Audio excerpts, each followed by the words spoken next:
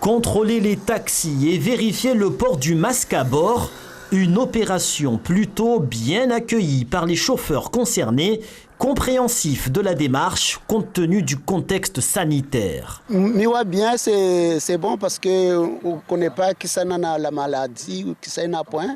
Donc aussi, il contrôle. Ça c'est bon pour notre santé.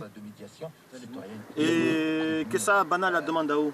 La demande à moi, mon permis, carte professionnelle, mon licence pour contrôler si il y a règle ou pas pour mon travail.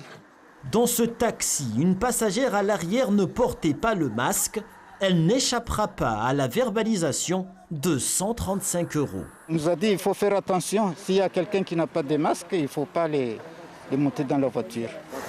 Et du coup, qu'est-ce qui s'est passé? Il y en a qui en avaient, il y en a qui n'en avaient pas? Oui, il y en a qui en avaient, il y a un qui n'en avait pas.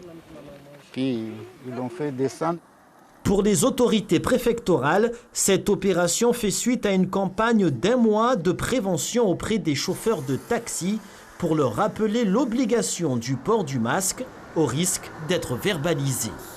C'est vraiment la philosophie de base de cette opération, c'est de dire que nous sommes sortis de l'état d'urgence sanitaire. Ça a été permis par l'effort des Mahorais qui portent le masque, qui respectent la distanciation sociale dans la barge, sur les commerces, etc.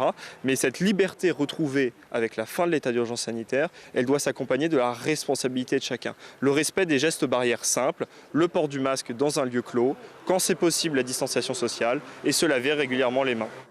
Depuis le mois de mai 2020, le port du masque est obligatoire dans les taxis. Objectif, éviter la propagation de l'épidémie dans l'habitacle, le taxi étant un lieu clos dans lequel la transmission du Covid-19 reste redoutable.